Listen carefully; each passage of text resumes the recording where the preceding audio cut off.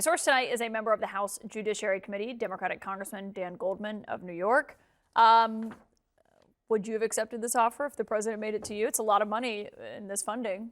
It is so preposterous that we're talking about the largest infrastructure project in the country that is so central to the entire Northeast corridor, that has been already funded by Congress, signed by a president, and it's literally being hung up based on whether Donald Trump gets his name on something.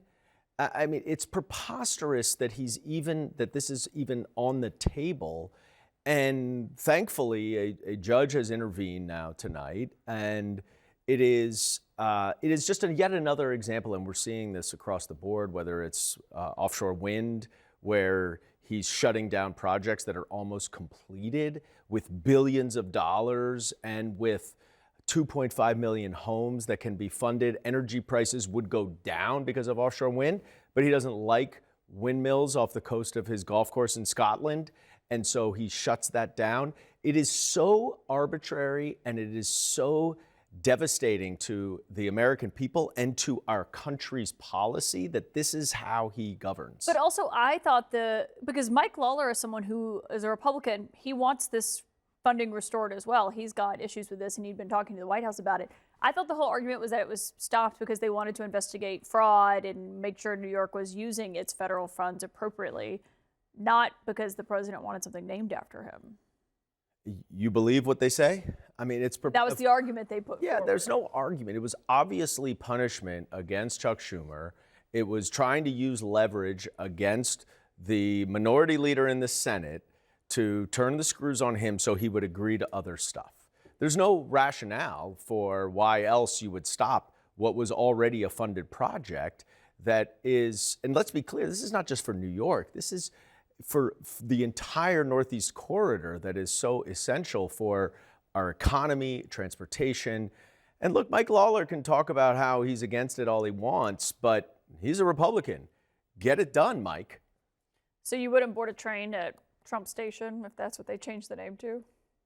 Well, I don't think anybody's changing the name to Trump Station.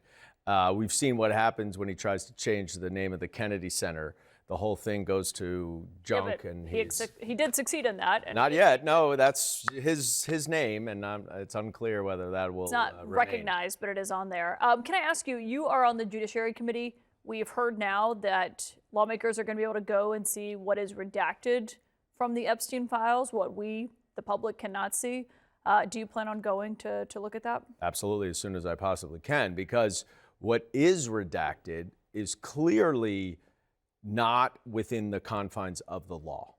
They redacted in numerous occasions names of either accomplices or other people involved, not victims. Let's just put it that way. I don't know what they are. I don't want to cast aspersions, but it's clearly not victims.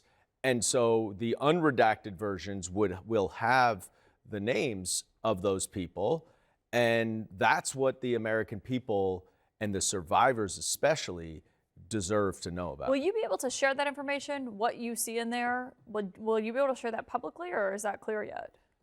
I don't know. It's a good question. I think that to the extent that the redactions are legitimate, sure, under the law, we will follow the law.